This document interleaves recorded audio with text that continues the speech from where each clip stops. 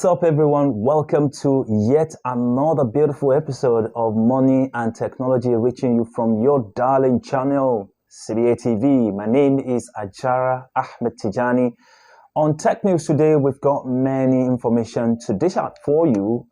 First of which is going to be about the statement of the United Nations chief, the chief Antonio Guterres, when he actually made a very strong protest about how the tech firms, tech giants, tech companies are profiting from spread of toxic content.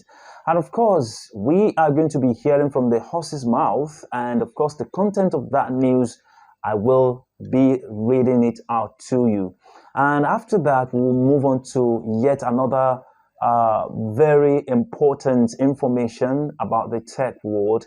And this is about the coming together of about 20 powerful tech giants around the world to put a stop to deep fake. What is deep fake, and how is it actually obstructing the genuinity of information, especially in the world of research, and of course in the world of journalism, in the world of academia, and so on and so forth. So we might be talking to an expert, and of course, so this is also will help in shaping the future of the electioneering campaigns, electioneering activities around the world. And of course, they are coming together is in support of the President of the United States, Joe Biden, when he raised such concerns. So sit back, relax. Let me take you on a journey, on a ride of money and technology. I will be right back.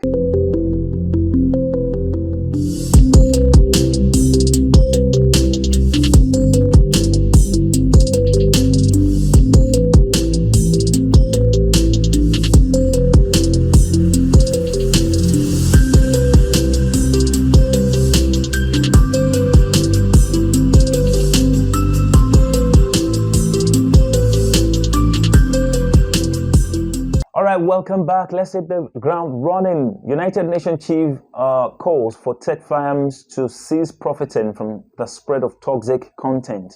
In a compelling address at the Munich Security Conference on Friday, the United Nations Secretary General Antonio Guterres called on technology firms to halt their financial gains from the proliferation of toxic content on social media platforms. Guterres accused these platforms of complicity in fueling anti-Semitism, racism, and anti-Muslim bigotry. Tech companies should assume their responsibilities and stop profiting from amplification of toxic content of all kinds, emphasized Secretary General Guterres during his address. Expressing deep concern, Guterres highlighted an intolerable explosion of anti-Semitism and various forms of religious and racial hatred. He reiterated his ongoing concerns about the immense power wielded by social media companies and advocated for regulatory measures to enhance transparency in their operations. Divided societies are weak societies where extremist narratives can take hold and tensions quickly escalate into violence, undermining democratic values, warned Guterres, emphasizing the broader societal implications of unchecked toxic content. Despite social media companies claiming to have taken steps to remove harmful content from their platforms, Guterres underscored the urgency of addressing the issue. Well, to be specific, all the social media platforms are guilty of this, but a lot of accusing fingers are being pointed directly towards X platforms and, of course, Facebook, in the event of hatred on Muslims or religious activities, on the hatred of, things that could actually ignite genocide in some quarters. These are some of the issues. So this call to action comes amid a backdrop of escalating tensions, particularly since the outbreak of the Israel-Hamas conflict on October 7. The Secretary General's stance signals a growing global recognition of the potential consequences of unregulated social media and the imperative for technology firms to actively address the spread of toxic content on their platforms. The call for responsibility and transparency is likely to reignite discussions on regulatory frameworks for the digital realm with potential implications for the broader tech industry. Let's hear from the horse's mouth. Today's global order is not working for everyone.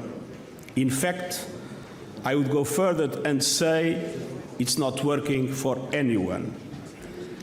Our world is facing existential challenges, but the global community is more fragmented and divided than at any time during the past 75 years. Even the Cold War era was, in some ways, less dangerous. The threat of nuclear war was real and existential.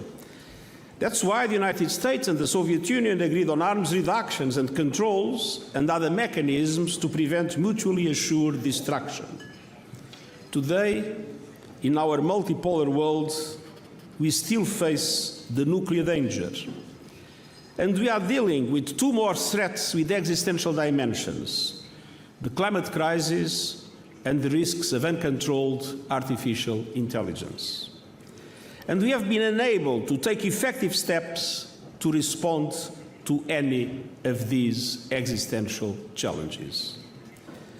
Multipolarity has created important opportunities for balance and justice and for new leadership on the global stage.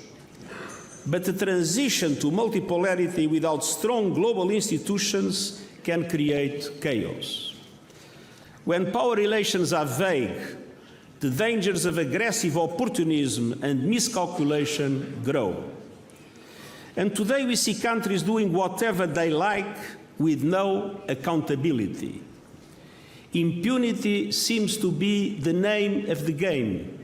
And so we must all be determined to reestablish the primacy of the rule of law.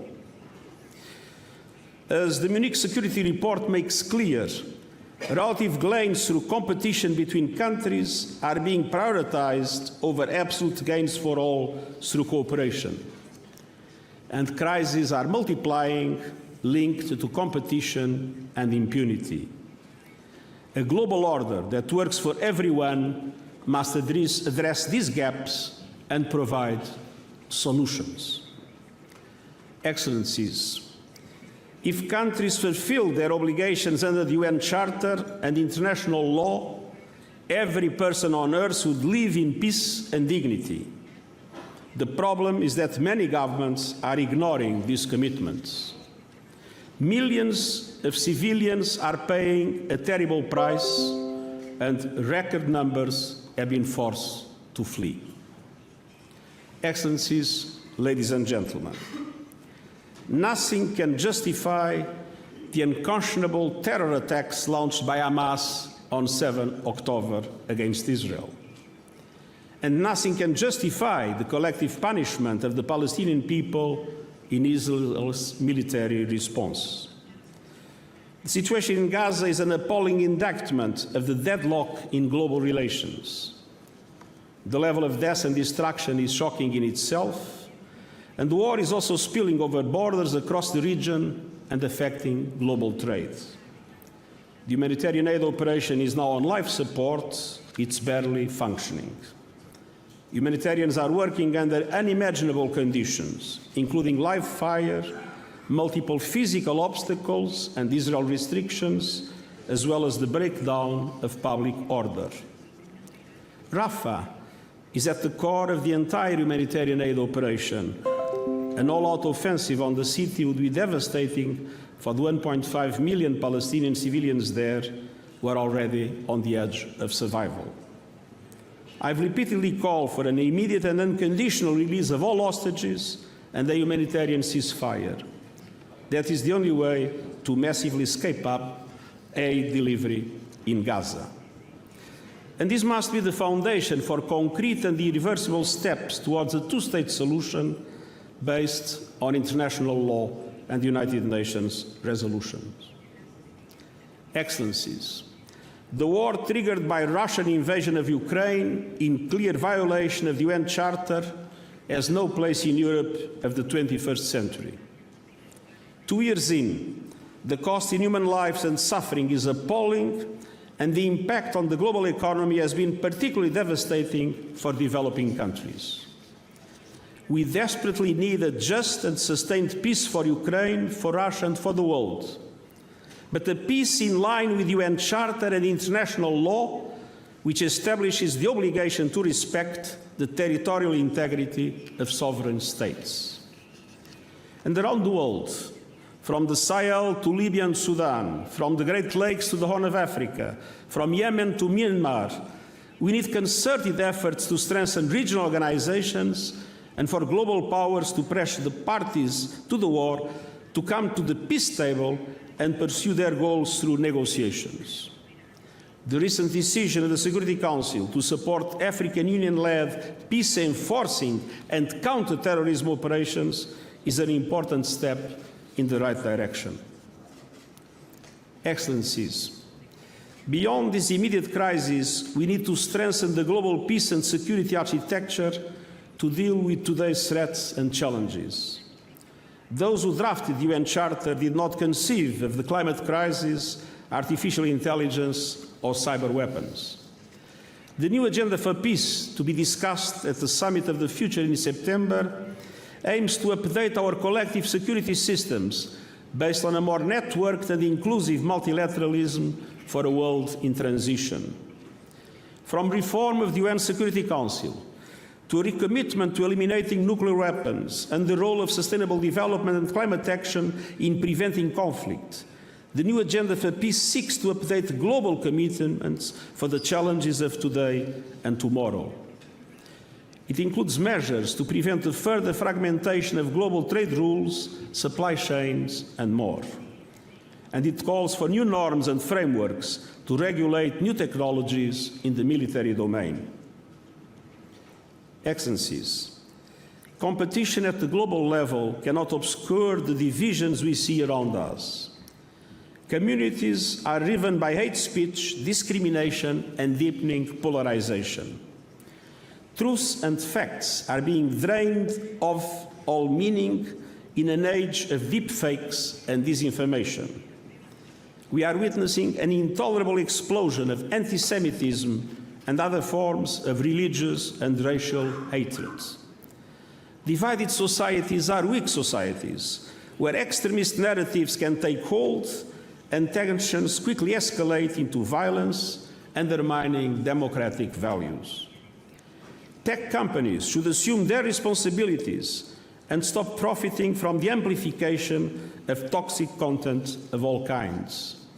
And we need a new emphasis on social cohesion and the security of every individual through a renewed social contract based on justice and inclusion and anchored in human rights. And this will be the focus of the World Social Summit we'll host next year.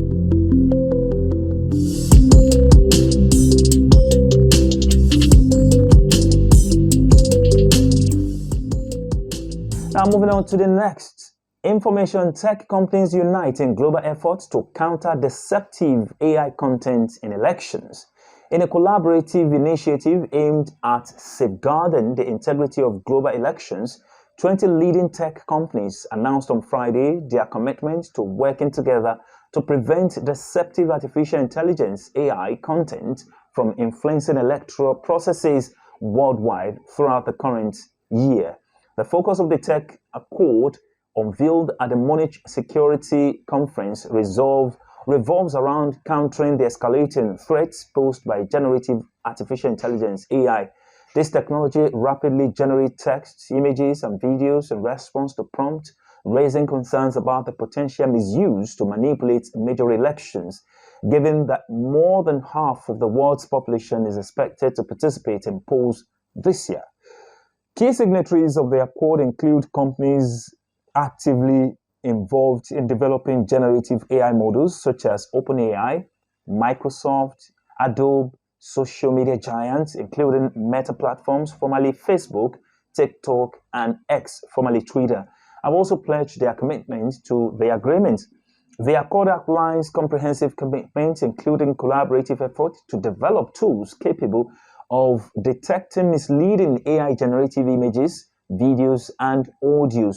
On that, I'm just going to pass a few remarks because I've seen many videos today on social media, especially I think I've seen one about Elon Musk himself on X platform, where I think I saw it on YouTube where he's firing some of his stuff, which eventually turned out to be a fake news. And of course, there are so many other stuff like that. And the way the voices have been manipulated these days with the power of AI, how you can generate image, even in the world of 3D animation, you don't have to sweat too much or probably break your back trying to create something from ground up. All you need to do is just use or employ or engage any of these AI applications, and it's going to create stocks for you, and you can start from there. It is totally disruptive. The signatories also will also undertake public awareness campaigns to educate voters about deceptive content and commit to taking swift action to address such content on their platforms. Technological measures to identify AI-generated content or certify its origin, such as watermarking, metadata embedding, are being considered by the companies involved. However, the accord does not specify a detailed timeline for meeting these commitments for the specific implementation strategies of each company. Nick Clegg, president of global affairs at Meta Platform, emphasized the significance of the breadth of companies participating in the accord, stressing the need for a shared interoperable commitment to address the challenges posed by deceptive AI content. Generative AI has already been implicated in attempts to influence political events, as demonstrated by a robocall in January using fake audio of US President Joe Biden to discourage voters during New Hampshire's presidential primary election. Despite the popularity of the text-generated tools like OpenAI's ChatGPT, the tech companies involved in the accord will prioritize addressing the harmful effect of AI-generated photos, videos, and audio. Dana Rao, Adobe's chief trust officer, noted that people tend to be more skeptical of text, whereas audio, video, and images often evoke a more emotional response, making them particularly impactful in influencing public perception. All right, Tech Junkie, this is where we draw the curtain on today's episode of Money and Technology. We'll be right back next week, same time, for more on the ongoing stuff in the world of technology. I remain your host, Ajara Ahmed Tijani. Bye for now.